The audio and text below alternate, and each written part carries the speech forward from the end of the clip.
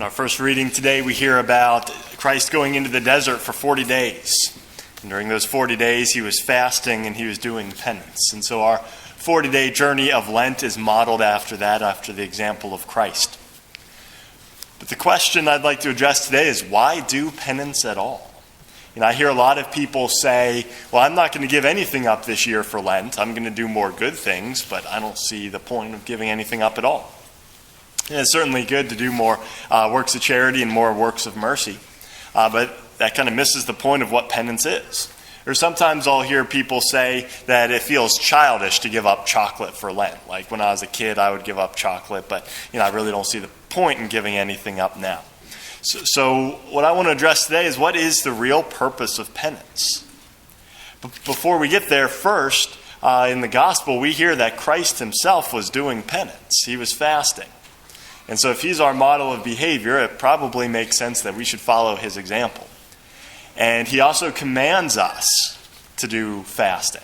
He says at one point that his followers will not fast while the bridegroom is here, but when the bridegroom leaves, then they will fast. And so he does command his followers to fast. And if we look at the example of the great saints throughout history and the great spiritual writers, the saints did incredible acts of penance. And the spiritual writers again and again and again encourage us to do penance. And so it is an important part of the spiritual life. After Vatican II, the number of days that we do penance as a requirement were reduced. And I think a lot of people just stopped doing penance in general. But that was never the intent of the church. The church wanted to reduce the number of mandatory penance days so that we would do penance voluntarily, and because there's more merit in it. So that was their purpose. But I think what happened is everyone just strove for the bare minimum, and people generally stopped doing penance. But that was never the intent of the church in reducing the number of mandatory penance days. So why do penance? Well, first, I think we have to realize that in order to get into heaven, nothing that's unclean or impure in any way can enter into the presence of God. And so it's important for us not only to not sin or to receive forgiveness for any sins that we've committed, but it's also important that we don't have any attachment to sin. We can't even desire sin in order to enter into the glory of heaven. So we have to be freed and break all of the attachments to any form of sin in order to enter into the glory of heaven. Which means that we have to have complete and total self-mastery. And that's not easy. I think a lot of times people set the bar very low for themselves and say, well, I think I'm in good shape if I haven't killed anyone. I don't think I've killed anyone. And if I haven't committed any of the sexual sins, I think I'm good. That's kind of the bar that they set for themselves. But the bar we should be setting is perfection, complete detachment from sin. And sometimes people will think, well, I don't have any sin, or I don't have any attachment to sin.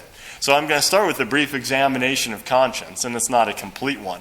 But just to get us thinking about some things that might be attachments to sin that we need to be purified from. So, first question, when we see the faults of others, or we see someone doing something that's wrong, do we gossip about them? Have we ever told somebody else about someone's faults? Or do we judge them and form an opinion of them based upon what we see them doing?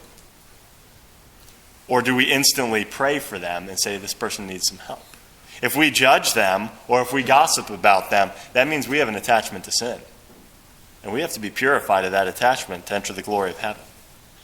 If someone offends us, let's say someone is talking about us behind our back. They're spreading lies about us. Or family members that in the past have done things to us, or friends who have done things to us. Have we harbored resentment for those actions? Or do we go passive-aggressive? Or do we get angry about those things? If so, we have an attachment to sin. Our response should be to instantly and completely forgive them. And if we're not doing that in every case, then we have an attachment to sin. That means that we love ourselves and our own ego more than we love them. Do we spend more time watching television or more time in prayer? If we spend more time watching television or on the internet or watching YouTube or playing video games or whatever the case may be, that means we love those things more than we love God. That's an attachment to sin. And we need to break those attachments. If we see someone attractive of the opposite sex, do we look twice? Do we do a double take? Or do we think thoughts about them?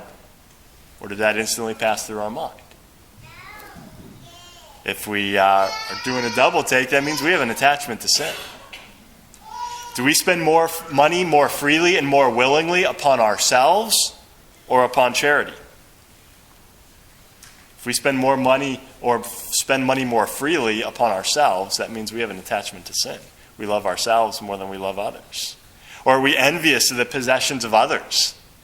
Or when we watch television, are we constantly desiring things that we really don't need, but we want? If so, we have an attachment to the things of this world. Are we concerned about what other people think of us? Does that matter to us? Or are we constantly trying to present a certain image so people think about us a certain way? That's an attachment to sin. What we are in the eyes of God is what we are and nothing more. So these are just a few examples, but if we go through and do a thorough examination of conscience, I guarantee you every single one of us can find things, whether they're sinful or just worldly things, that we're attached to. And in order to enter into the glory of heaven, we have to break those attachments to sin. And that's what penance is designed to do. Certainly we can break those attachments, first of all, by recognizing what those attachments are and by bringing them to the sacrament of confession. But penance is designed to detach us from the things of this world and to build self-discipline and willpower so that we can resist those sins. Because all of us have these attachments that we very easily fall into. And penance will build willpower so we can resist those. A few examples of penance. If we're attached to food, or even if we say we're not attached to food, well, prove it. Fast 3 times a week, every week of Lent. And that'll break our attachment to sin. Or to, if we have an attachment to sin through gluttony, or if we're just overly attached to food, fast. Are we attached to TV? Give it up for Lent. Or even if we say we're not attached to television, prove it. Give up television for Lent. And that'll show whether we're really attached to television or not. If we say we're not attached to shopping or jewelry or things like that, give it up for Lent. Don't do any unnecessary shopping for all of Lent. If we say we're not attached to drinks, give everything up but water. Prove it. We don't need those attachments. If we say we're not attached to money, prove it. Give 25% of your income this Lent to charity. Or if you're wealthy, give 75%. Prove that you're not attached to money. If we're not attached to our own comfort, turn the thermostat down to 60. Prove it. Do that for Lent. There's a lot of things that we probably aren't aware of that we're attached to. And penance is very effective in breaking those attachments. Either directly, if it's like gluttony, then fasting directly breaks us away from attachment to food, or indirectly.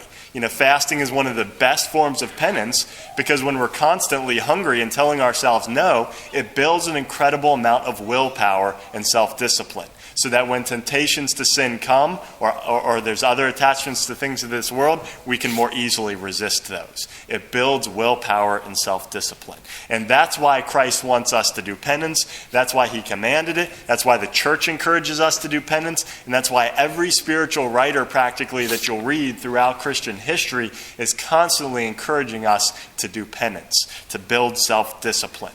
No one gets to the promised land without going through the desert first. And so this Lent is a time where we follow Christ into the desert. We build self-discipline and we do penance so that we can resist sin and so that we can break attachments to things of this world. Sometimes attachments that are there that we might not even be aware of. And so it's easy for us to say we don't have any attachments to sin, but it's a lot harder to actually do penance and to demonstrate that and to build willpower. And so this Lent, I encourage all of us to follow Christ into the desert for 40 days and to see the benefit of penance.